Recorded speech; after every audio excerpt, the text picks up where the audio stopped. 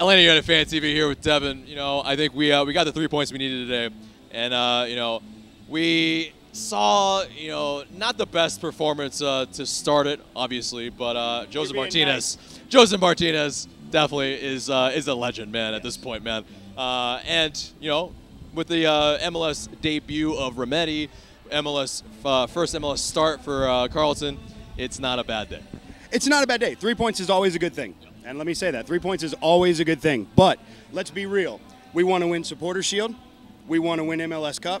We want to play in the Champions League. That's what we want from this team, and we expect a lot of this team. That first half was crap.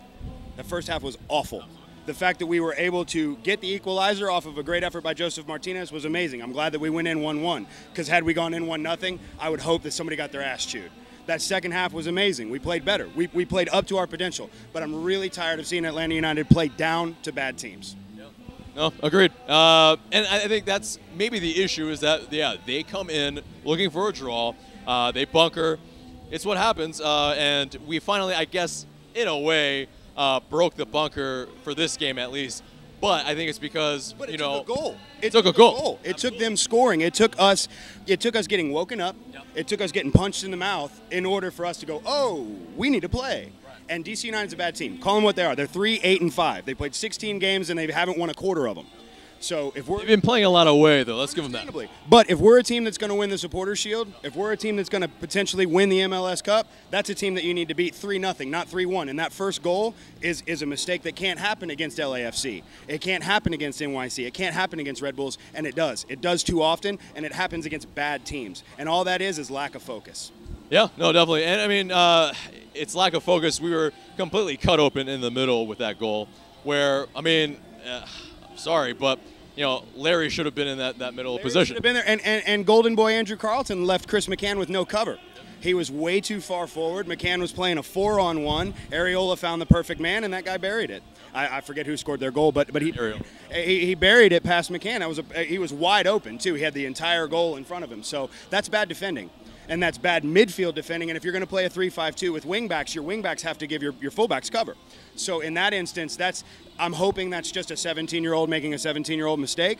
But if we're going to play a 3-5-2, everybody's got to be in with the system. And these are the mistakes we can't make against better clubs. We were lucky this was DC and not NYC. Yeah. No, for sure, for sure.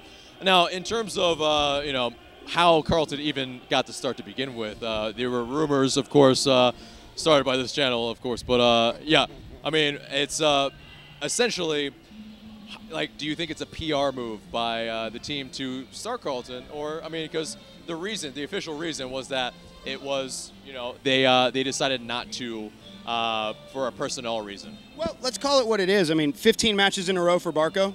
If it's not a team suspension, maybe he was due a rest. The kid's 19. He hadn't been that effective, and he looked a little run down. So if it's that, I hope that's what it is. I hope it's not a suspension. I hope it's not anything, you know, to where the team is going to hold him out of any matches. I just have to look at it. And like I told everybody this week on, you know, in the comments, Barco's a 19-year-old kid in a new country with new coaches and new teammates. So you have to kind of give him a minute to adjust. This isn't a guy who played in the MLS for 5 years and is coming into the same league. He's got an adjustment period, and we need to give him that time. So if he takes a game off, he takes a game off. This was a game that you can give him a game off. Toronto's not that game. So we need him back for that. Yeah. Now, you know, obviously Tata, well, he said something, you know, very interesting last Sunday where he said essentially Barco was the best player in that match, creating the most chances with 5. I mean, to essentially give him a day off, you know, it just seems a little... We all know it's suspect. We all know it seems suspect. I'm trying to be positive here. So let's just hope, like I said, it was a day of rest. We got a 3-1 victory and 3 points out of it. If it's anything more, I'm sure we'll find out because somebody's going to tell us. But you know, in the end, we got the result that we wanted. It wasn't the best performance that it could have been, but his absence wasn't as felt because it was covered by Josef Martinez. Now, in terms of it's, you know, we got to talk about Josef's goals. Yes. I mean, we have to. You know. 22 in 22 games, 6 hat tricks, fastest beat out Stern John and Landon Donovan and all those other names. I mean, when you talk about a guy who played at Torino and was doing it in Serie A, and we're lucky to have him here. He's a multi-million-dollar offensive attacker. When we feed him the ball, he scores. And And we're lucky. We're very lucky to have somebody like him. And that's why you see people like me and you see people like Tanner saying, please be more direct, because you have a guy that can score every time he touches the ball. Against Seattle, that's a deflection goal that beats Fry. His goal today, where the goalkeeper, I guess, got hurt, where Olsen got hurt, I mean, that's a deflection goal. That's an effort goal. So the fact that, you know, Josef is willing at 5'7" to throw himself in against 6 foot plus, 200 pound plus goalkeepers, and he's scoring. So use that. Utilize that. Gressel, you have an amazing cross. Use it. Almiron, find him in a position like you did today where he can go directly at the goalkeeper and score. He deked the goalkeeper and beat him one-on-one because he was up the middle. It wasn't a situation where it was like, hey, I'm going to take it wide and lump it in and hope he gets there. Now, granted, he scored off that today, but we're more effective when we attack up the middle. And I've said it, please attack up the middle and score goals. It works. It obviously works. It worked today. Keep doing it. Yeah, and he absolutely destroyed the keeper's soul. Ankles completely gone. Loved it.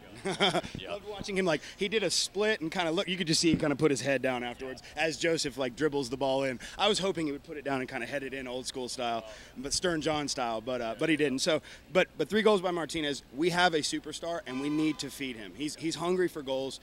Put the ball on his foot and he'll score. He's a proven commodity. Yeah. So yeah, you alluded to it. Toronto.